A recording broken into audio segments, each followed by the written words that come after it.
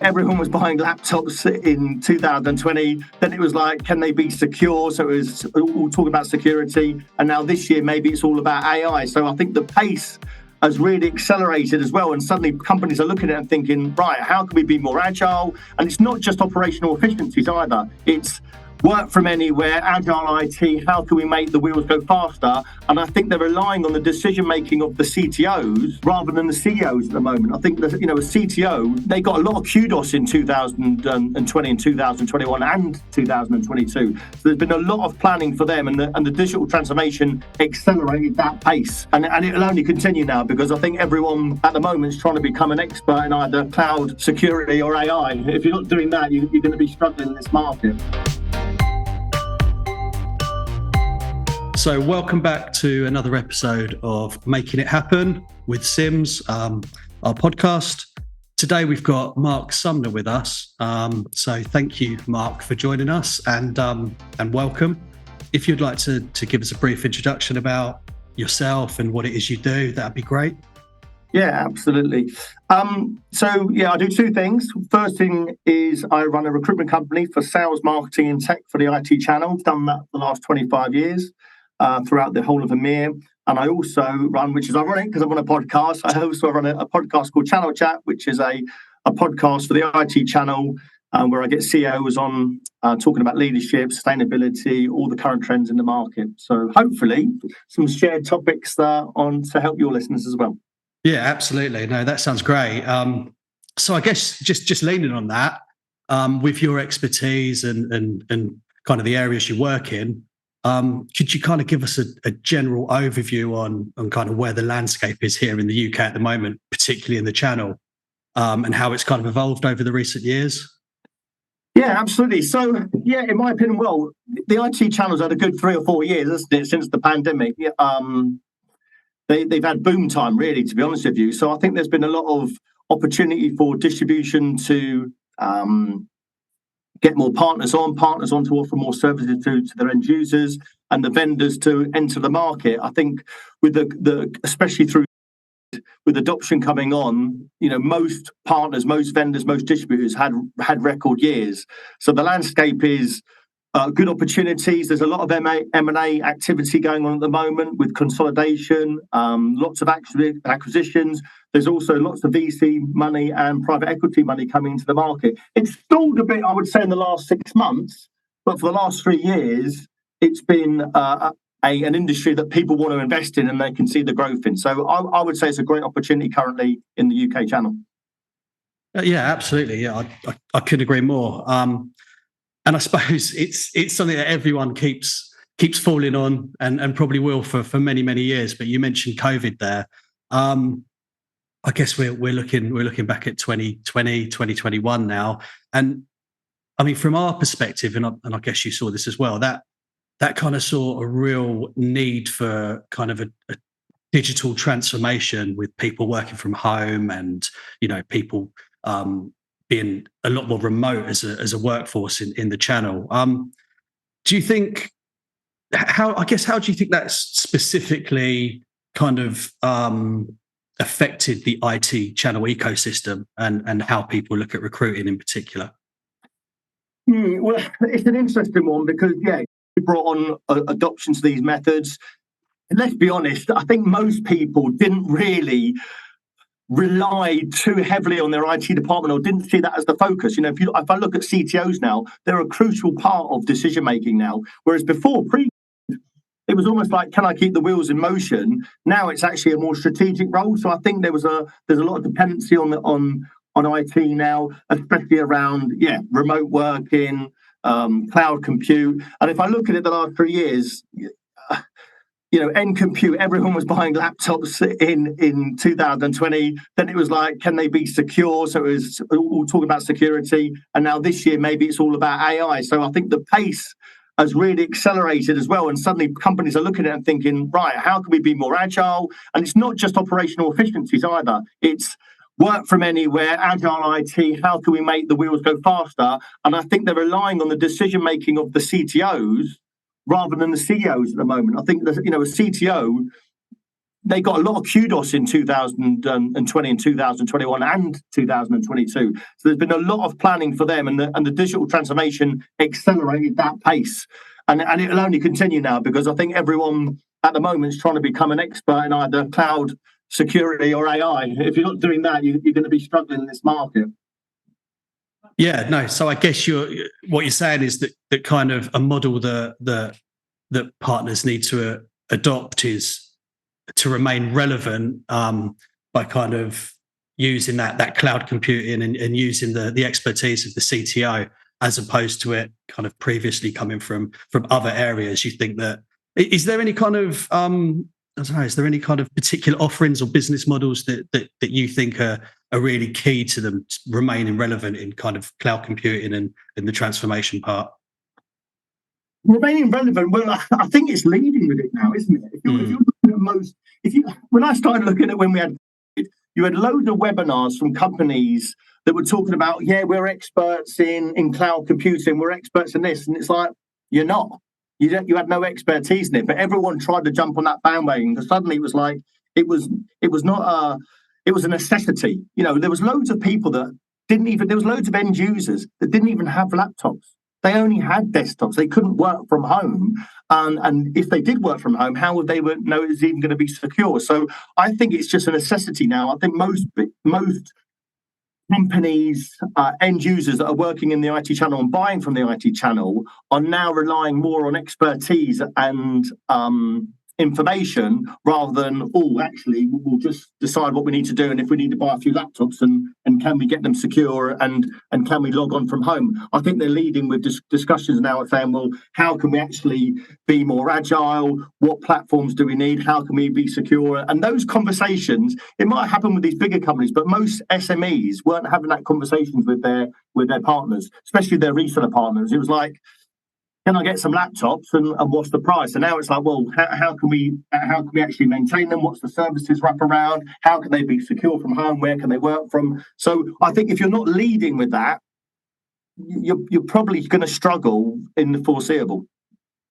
Yeah. So I guess what you're saying is kind of from that initial boom, that has now become the norm, and that's absolutely what everyone's realised they need, and they're going to continue needing. And I guess ultimately, a lot of businesses in the channel have kind of revolutionised or remoulded their structure and the way they're offering support and services. No, really interesting. Thanks for that. That's really good. So I guess moving over to kind of partnerships specifically. I mean, I know this is an expertise of yours and where you work and with clients and your colleagues alike. I guess at the moment, the kind of vendor partner relationship, like it kind of specifically looking at it from the vendor perspective, kind of how do you think that's evolving to meet market demands at the moment, and has that changed recently? Yeah, that's an interesting one, because there's so many vendors out there. If I look at security, 10,000 vendors, whatever it is, something crazy. So how do they stay relevant? I think they've got a tough job, and they've had a bit of a kick in the last sort of 6 months. There's loads of vendors now shipping staff. They've overhired through the boom. So how they stay relevant is going back to old school tactics they did before, going back to into partners, going back to into partner programs, going in to see their clients. I'm seeing a lot more trends back into speaking to people, going, I wouldn't say floor walking, but going into those customers and trying to actually establish those relationships face to face, because there's so much competition now. And the end user, let's be honest, the end user is quite naive to it. So if I'm an end user and I'm looking for a security solution, I'm having to rely on the partner to advise me. And let's be honest, half the partners, if they're agnostic, they're not sure, because they've got so many vendors coming into the market. So I'm looking at the vendors that are being successful are having very close relationships with their partners, making sure they've got their accreditations, making sure they've got the technical capabilities to actually educate their end users. Those vendors are doing well. The more generic ones, I think, are struggling. If I look at some of the PC vendors, for example, they're in all sorts of trouble, because most people, if I look at companies that were hiring through the pandemic, a typical example would be a company that had 1,500 staff. They might have boomed to 2,300 staff. They bought 900 laptops. They've gone back to 1,500 staff. They've got suddenly 900 spare laptops, so that the end user compute, for the next 2 or 3 years, is going to be a real struggle. So I'm looking at the vendors that are going to do well is close relationships with partners, having established partner programs, going in and having proper relationships with, and I don't like saying floor walking, but actually going into the partners, having those relationships, and then working with the partner to educate the end user, because the end user is still very naive to because the pace of IT is moving so quickly. The end user is still very naive as to what they need and what they want moving forward. Yeah, absolutely, and I think we see that sitting at a distribution level. We almost see that firsthand, that particularly with us, the end user is so far detached, because we have that next level of resellers and managed service providers in between us and the end user. So yeah, that's always a tough one. But I think you're right in terms of vendors. I think, pre-pandemic, it was almost just the norm. Like you said, floor walks. I don't like that phrase either. But it was almost like, again, at a distribution level, like the vendors, you needed to be seen. You needed to be seen. You needed to be in there, and that was historically how we worked with our customers. But I think you're right. I think that's something that's coming back, and that's something that vendors are going to be engaging in more. So really interesting insight. Thanks for that. And I guess looking at the other side, how do you think the resellers themselves are kind of having to meander themselves and regroup in these current times, as opposed to the vendors? Yeah, it's an interesting one for these, because I've got quite a strong opinion on it, because I look at let's call the 3 terms they've got. You either call yourself a partner or a reseller, you're calling yourself a solution provider, or you're calling yourself a managed service company. Yeah. Mishmash of all the same thing. Now, what's happening is we're having co-opetition, as the term is. So you're looking at partners now working together on alongside services they can't actually deliver themselves. An example would be there's a company up for Managed Service Provider of the Year at CRN. They're outsourcing their services. They're not even doing it themselves. Right. Now, I find that unbelievable. They're up for an award. I won't say who it is, but they're up for an award for something they actually outsource and they actually don't deliver. But I'm looking at now co-opetition through partners. So partners are now having to work with other partners and other MSPs to actually deliver the service to the end user. Because the end user now, going back to the naivety of him, they want to engage with one person, but they want global capabilities, they want in-country expertise, they want hardware, software, services, professional services, consultancy. Most companies can't do that. What's happening is, so I'm looking at where some of the partners are really struggling is when they've just been selling kit and they haven't really jumped on the services bandwagon. And if they haven't done the co-opetition, they haven't sort of had partnerships through other service providers or MSPs or whatever term you want to call them to actually deliver the service to the end user. So, but I hear of this all the time. I'm hearing partners calling up distributors and then delivering their services. I'm hearing vendors. Microsoft can't deliver their own services, so they're outsourcing it to a service provider.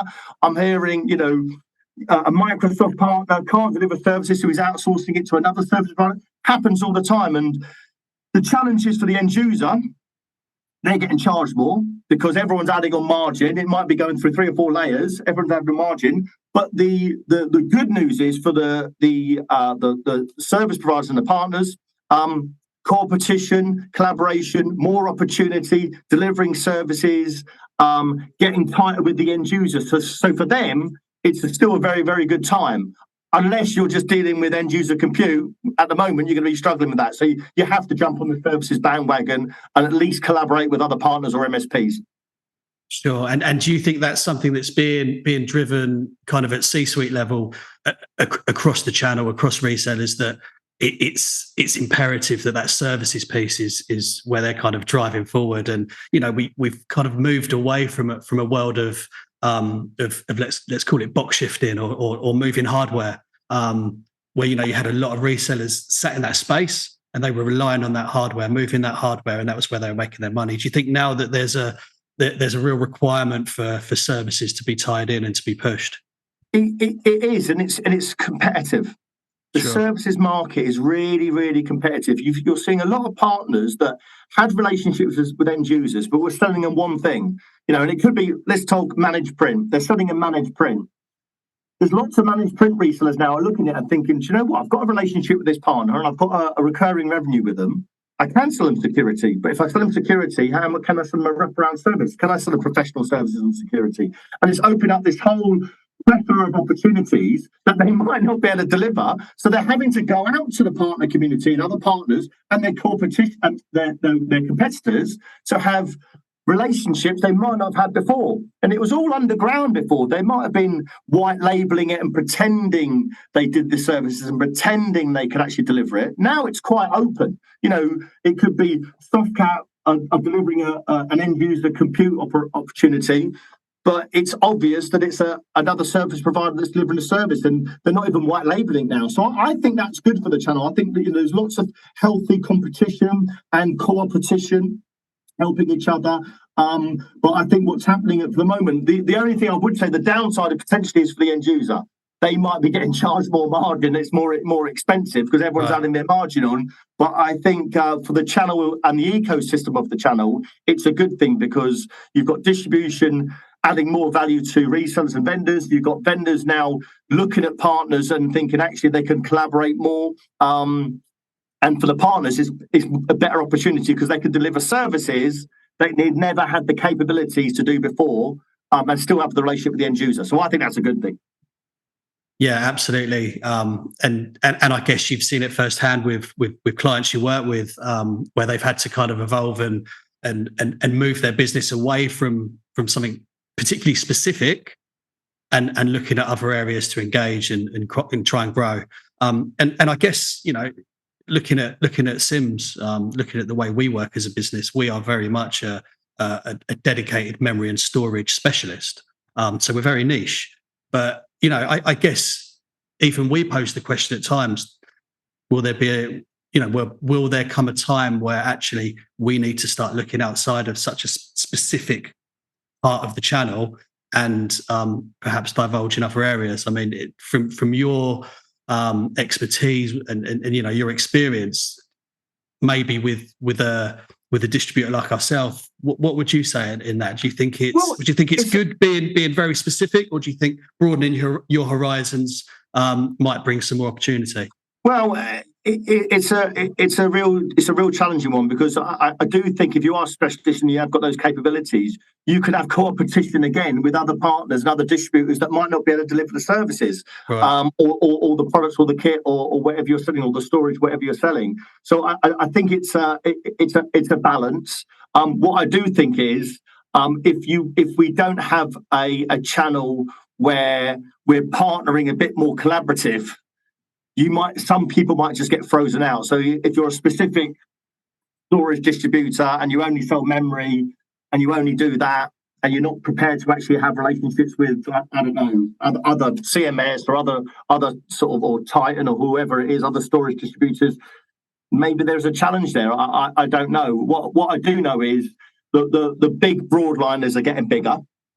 They're eating up the competition. They're going buying through acquisition, so they're getting bigger. They will start jumping on, and they have jumped on the bandwagon of specialism. So Ingram Security or West Coast Security or whatever it is, when it was just more broadline. So the specialist distributors have either got to do two things. They've either got to broadline themselves, collaborate, or potentially get swallowed up. Difficult market, I think. I think it's difficult market distribution. Yeah, but you want to stand out and want to grow unless there's big finances, because the bigger ones are getting bigger. And I don't know how many is it, 50 in the UK. I don't know how many it is, but the big 10 are going into eating everyone's lunch, and the specialist ones are suddenly putting themselves up to need to get more specialists and collaborate with them more. Difficult, I think, difficult market. Yeah, no, absolutely, and yeah, like I say, something very relevant to us and something we need to be very aware of moving forward. But I think I've seen you mention this before. maybe on LinkedIn or something where I've been following you. But I feel like I've heard you say that distributors are worth their weight in gold. That might not have been exactly your words, but we know that resellers are huge. We know we have those direct relationships with vendors. Do you think there'll always be a place for distribution? Yeah, absolutely. I think, people talk about, cutting out distribution or going direct to the end user. That's never going to happen. 75% of world trade goes through a third party. So there's always going to be a landscape for distribution, and also as well the distribution. In my opinion, and you can tell me differently, but the distributors I know are becoming a bit more like a marketplace. They are really adding value. They are really marketing. They are adding expertise. They're not just a fulfillment center or just supplying kit. They're doing much more than that. That's providing value to the channel. And while they provide value, they're going to stay relevant. And most people can see that the value of a channel of going through partnerships. I think that I'm a very pro-channel person. I do recruit for end users, but my historical experience has been through the channel. I think the channel will thrive. I think 2024 will be another good year because people are forced to have partnerships. And I can tell that's happening. For an example would be a partner told me yesterday they've called up West Coast, they're trying to offer them services. So the partner, that's going up the chain again now. So once it's gone from vendor, distributor, reseller, once it's going from reseller, distributor up again, that channel partnerships are going to continue. That's only good for the channel to thrive. So distribution are right in the middle of it. They're very relevant. They're always going to have a job.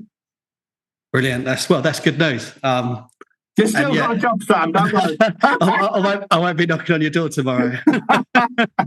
No, I think that's a really interesting point you made there about kind of going up and down the channel and kind of moving vendor, reseller, end user, and back up. And I guess looking at it holistically, looking at all those partners involved in the channel, it's quite exciting actually that they're starting to talk and work together more and lean on each other. So, I mean, great news for us and great news, for you and everyone else involved in the channel. And to add on that point, and that to me has been the key difference since right. Competitors now are working in competition. They're working together when they can't deliver the service, or they're recommending each other, etc. That is good. That is good to keep it within the channel. That's good for it to keep it thriving. That's good for the end user. That's good for the end user getting the right service and the right expertise, not just saying, "Oh, I can do that," and then trying to work out how I could do it. I think that's really good. So that constant communication is good for the channel in general. Brilliant. And just touching on end users there, I know you've mentioned a couple of times that there's maybe a sense of naivety, or that they're blind, they're blinkered to a number of things that are going on, and maybe they're ended up being charged a bit more because services are being passed around. But I guess from an end user perspective, what do you think they're really looking for in a supplier, in an IT supplier, and a service provider? What do you think are the main criteria that they're looking for?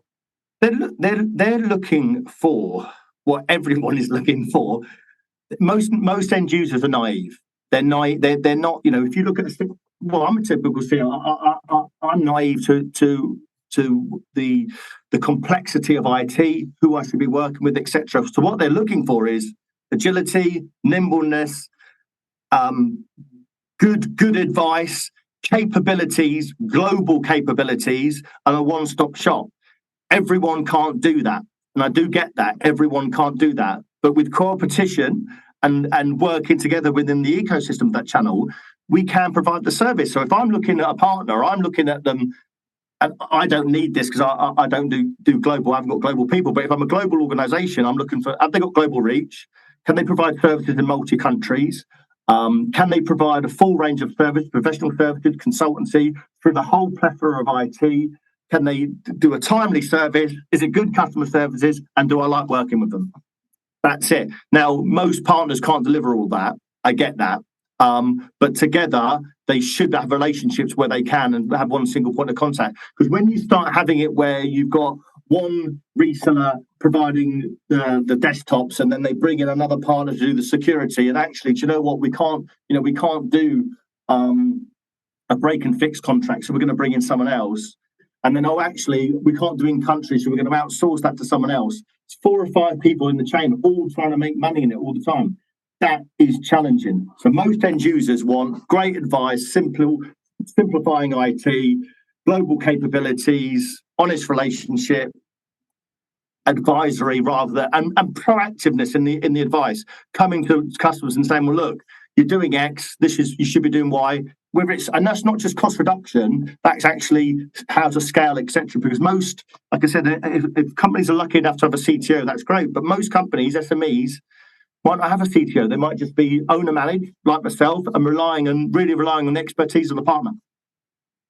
Interesting. And I guess ultimately, like you said, a one-stop shop in an ideal world is perfect, isn't it? If you can go to one person and say, this is what I'm going to need over the next however long, how can you help me to make my bike move faster? How can you, and I guess from the reseller perspective, it's kind of getting under the skin of the end user and understanding really what they need and kind of trying to position yourself as you're there for them as opposed to they're there for you. Let's be really honest, Sam, right? Most partners, most resellers sign up a contract for an end user for a year contract, 2-year contracts. Don't speak to them again. Yeah. They just leave them and just wait to call up until something's broke or they need more laptops. So is that the norm? I don't know. I don't get involved at that level. Yeah, that's what they do. That's what they do. Now, the proactive ones are a bit more on the front foot and they're going in and advising clients. Clients need to be led. The end user needs to be led by the partner or the ecosystem of the channel because they're naive to it. They don't really know. They don't really know what they don't know. They're in their business. If you've got a financial company in market or insurance company, they're not thinking about the complexities of agile IT or if this security solution is better or how I can protect myself against this. They're not thinking about that. They need to rely on the advice of the partner. The partner sometimes just wants to sign up the contract, get it for a year. That's it. Call us when there's a problem. Partners need to go on the front foot. The ones that do well, who I've seen do well, are very proactive with having the relationship. So they are the extension of the company's IT department. In fact, they are the IT department. They're just outsourced. They're really relying on it. They're not just waiting up for the phone call saying, I've got 50 new starters, I need 50 laptops, or one of them's broken. That's poor. Unfortunately, there's a lot of partners that do that. Yeah, no doubt there is. And the ones that succeed are the ones that, like you say, are proactive and really do make a difference and really do offer value. I guess moving away slightly from the channel itself and kind of looking at kind of current affairs and recent buzzwords, one of the big ones being sustainability. And I guess this is relatable for what end users are looking for, also what resellers are pushing and promoting. But I mean, how important do you think the sustainability message is in our channel, and how do you think it's best for channel partners to go and push that message out and benefit from it? Yeah, this is a really interesting topic and probably a contentious answer I'm going to give. ESG or sustainability is on the agenda for the bigger companies. If I'm looking at large organizations, it's on the CEO's agenda. They've got sustainability policies. They're looking for partners that have got sustainability policies and they're pushing the sustainability agenda, etc. And obviously doing the next right thing. 100% agree with that. I still believe it's not on no one's agenda under 200 staff or 300 staff and they haven't got a sustainability policy and they're not even thinking about it. That's my opinion. Is it important? Yes, really important to do the next right thing. Do we need to look at sustainability? Is it a big opportunity for the channel? Absolutely. It's a huge talking point. But every time I've really challenged someone on it, I had a CEO yesterday in, and I said to him, have you got a sustainability policy and what's your view in it? No idea, Mark. No idea. Yeah. And he's got 380 employees. He said no idea, Sam. Yeah. So I'm looking at that, and that is the subject is ubiquitous throughout the channel, and everyone's talking about it. But you mentioned about a buzzword. at the moment, it's still a bit of a buzzword for lots of companies or smaller organisations. So yes, it's on the agenda of large organisations, enterprises, mid-market and above. SMEs, I don't think they're really thinking about it. They certainly haven't got policies around it. And I don't think they're really pushing it out into the market. Yeah, no, interesting view, and I guess it's quite personable, really. To again, obviously to the size of the business, it's relatable to the size of the business, and it's a topic that's spoken about a lot in the news, a lot in the press. Everybody knows that global warming and such things are really prevalent and have been for the past year or so, probably longer now.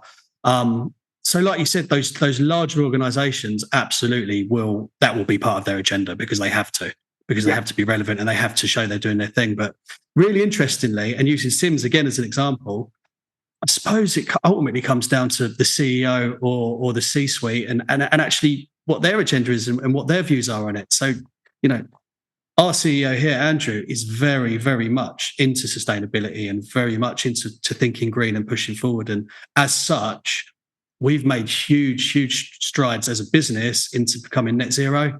And right. It's something that we're really proud of as a business of 30 odd employees. So yeah, I guess ultimately it really depends on kind of leading from the top down. And on that point, though, there's if you were dealing with a smaller organisation, they wouldn't be asking your CEO what's your sustainability policy. Yeah.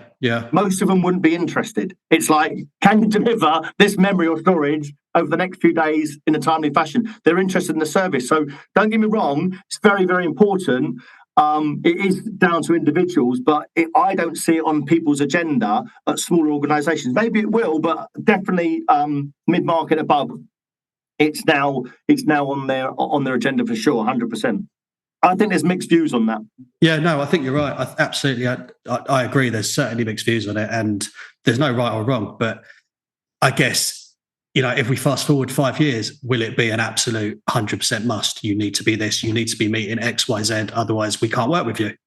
I definitely think there'll be companies that won't work with companies if they haven't got a sustainability policy or they're not showing they're either net zero or they're doing something 100%. But also as well, Sam, that can be a bit of smoke and mirrors as well. There really is a bit of, we're doing this, we're doing that, we're doing this. Are you? Are you doing that? There's still quite a lot of that in the market. There will be policies though with companies saying, well, look, we need to see your sustainability agenda, and we only want to deal with greener companies. That will 100% happen, and I think it will have over the next 5 years. But if you look at that sort of sustainability buzzword, if you like it sort of kicked off. Really started talking about it. It has accelerated. There's a lot of public sector companies that now will only deal with people that are on frameworks or have some sustainability policies, which I 100% get. But I still see it as the man on the street. Are they thinking about that when they're actually dealing with another company? Absolutely not. No, but I guess they're forced to consume it, aren't they? When you're watching the news and there's forest fires and there's heat waves that are beyond comprehension and continuing. I guess it's just something that's really, really prevalent in our lives now, and it kind of, from my opinion, where I sit in my business, it really makes sense for us, and I think to continue pushing that message out. Absolutely, man, and it's a great message. I think everyone should be doing it. I just don't. I think there is definitely, I see it as mixed reports on it. Mixed reports on the agenda. No, I think that's fair. So, kind of looking forward, I guess I really want to lean on your expertise within the kind of businesses you talk to. You cover a lot of different partners at different levels within the channel. But is there any kind of is there any real important advice that you give to either potential employees or employers about how they should push forward and kind of move on in the current market? And what will give them an edge? What do you think will give them an edge? Yeah, okay. For candidates looking for jobs. Again, this isn't going to be a popular answer, but what will give them the edge is doing the job. At the moment, we have got hybrid working it's been great, and it's accelerated, and it's making everything more agile. But the leadership now I'm talking to need people back in the office. They're wanting people back in the office. They're wanting to get their teams back in the office. And so when I try and give someone advice for a candidate, I say to them, get around the leadership. There's going to be opportunities for management, senior management, sales director jobs, sales manager jobs, marketing director jobs, etc., etc., etc. How are you going to put yourself in the shop window, getting around the leadership? Where is leadership? In the office. So when I actually say to candidates, and this again is going to be quite contentious, I don't see that many people getting promoted working from home. I just don't, because you're not going to be recognised by the leadership. And don't get me wrong, it will always be hybrid work and there'll always be flexibility. 100% get that. But I don't believe any CEO or any MD that wants to get the next top job in the channel, if they're working permanently from home, I think they won't get it, because they're just not going to be recognised. People now are looking at them thinking, do you know what? Where's my next manager from? Where's my next leader from? Can't see them. Can't see, and that's difficult. And unless teams were formed before the pandemic, you might have a chance. But if I place someone in a role and they say to me, I want to get promoted, and they're permanently from home, how are you going to do that? Just based on your outputs? Very, very difficult. So my advice would be get around leadership, get in the office, make yourself indispensable. And why do that? Because there's going to be opportunities, because people aren't in the proximity of the office, that you might just win by proxy, because you just might be in the right place at the right time. So put yourself in the shop window, and there's going to be some good opportunities come up. Yeah, no, really interested there to kind of touch on remote working and hybrid. Not something that I was actually thinking of bringing up, but really, really interested that that's the view, because we've heard a lot about this since the pandemic, and obviously everyone went 100% remote because they were forced to. But there's partners I've worked with who were doing hybrid working long before the pandemic, and they found it beneficial for certain parts of their business. I guess what you're saying is that leadership are looking for more people to be in the office because they're easier to kind of see what they're doing, or is it because they can work kind of interdepartmentally better? Or I mean, what do you think the real benefit of being on premises? If I look at hybrid working, if you want a career, get into the office. If you want a job, work from home. Because of course there's partners out there, there's vendors out there, there's distributors out there. In fact, most distributors are trying to get people back to the office. But if I look at, you mentioned like remote working for some of the partners, yes, they do. I don't see that person who goes and gets an account manager job at a remote working partner suddenly becoming the sales director. Okay. So it's you're going to get that job. You're going to get that job, and you'll be based on your outputs. There's going to be opportunities for people that might not even have the best of skills, but they're in the vicinity of being in the right place at the right time. They're going to by default get an opportunity to become sales directors, head of category, solution architects, leaders, or whatever the job career that you might do, just because they're in the environment. Yeah. Now, of course, hybrid working has worked for everyone. We have hybrid working. I have hybrid working. I'm recruiting for that all the time. But again, the word on the street is, if you want to get promoted, if you want to get the top jobs, you need to be around leadership. Where is leadership? It's in the office. You don't see many CEOs sitting at home 5 days a week. No, you just agree. So this is for the people setting the bar high and looking to go out and climb the ladder. You're saying to them, look, be seen, be there. Yeah, if you want a job, great, work from home, etc.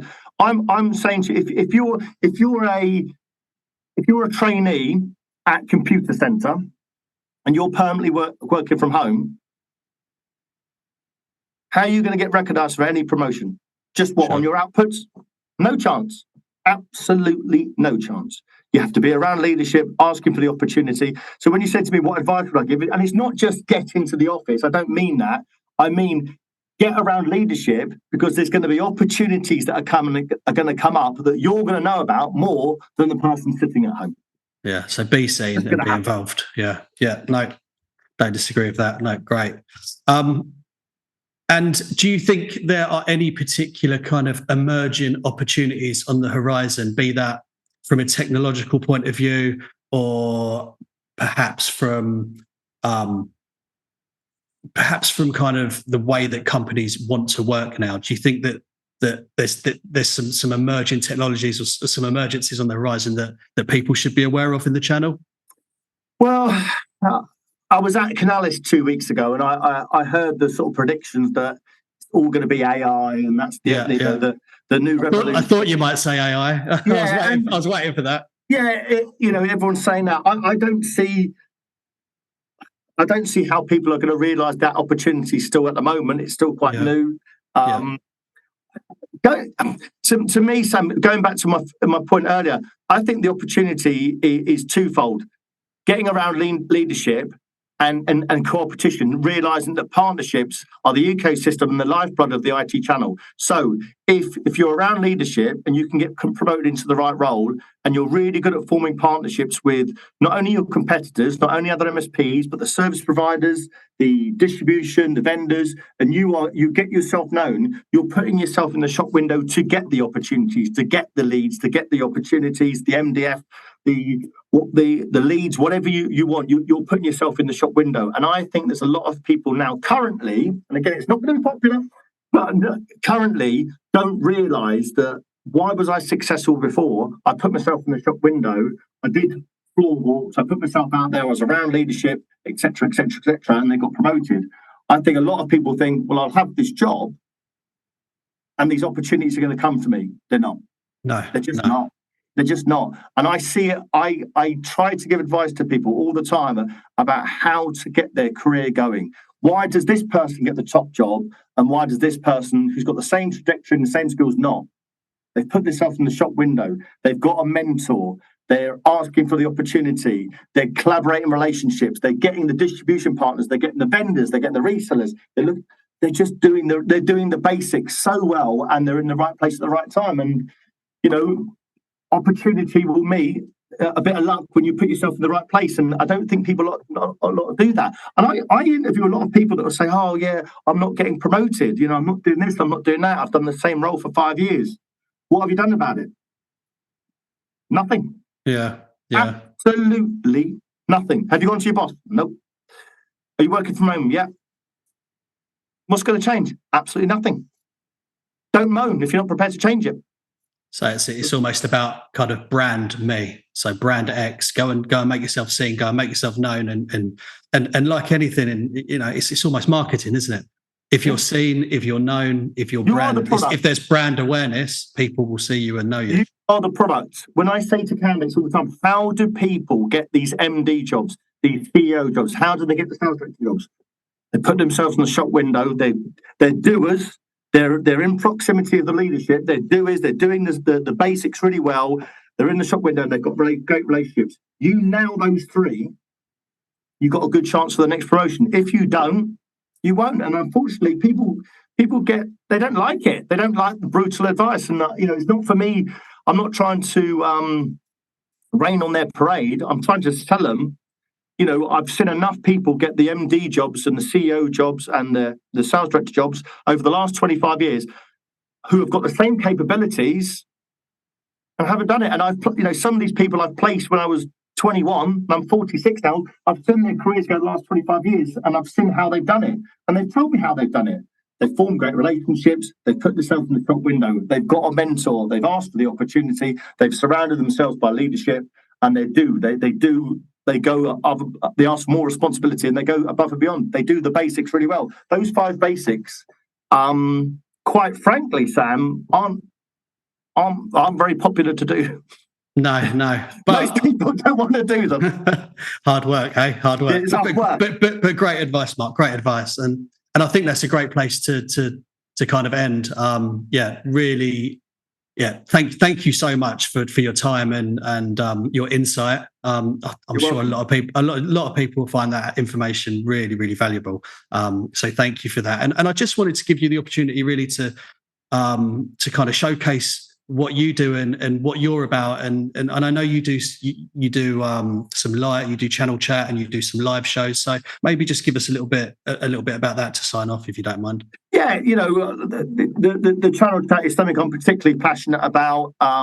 It's a weekly podcast that highlights some of the issues that we talked about, but I'll get CEOs on. We do a live event every year. Next year, we're going to do the Reseller Rumble, the distribution debate. So maybe your CEO could come along, and we'll do another live event at Houston. And for me, I want to see these issues talked about all the time, and also as well, Sam, candidly, not just sort of political policies where it's like, well, I'm saying what I should be saying. It's like, let's just say how it is. We're not upsetting anyone. Let's just say how it is. And that for me, that's particularly passionate about. I want to give a forum for the IT channel to say what they're really thinking, whether they just say political answers. No, that's brilliant, and I think I could speak for everyone in the channel, and we do appreciate it, and we do consume that, and we do take note, and look forward to more podcasts, and look forward to the live, and you never know, maybe we'll be there, right? Yeah, absolutely.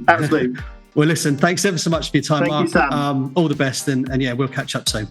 Okay, take care. Bye bye. You too. Bye, mate. Bye.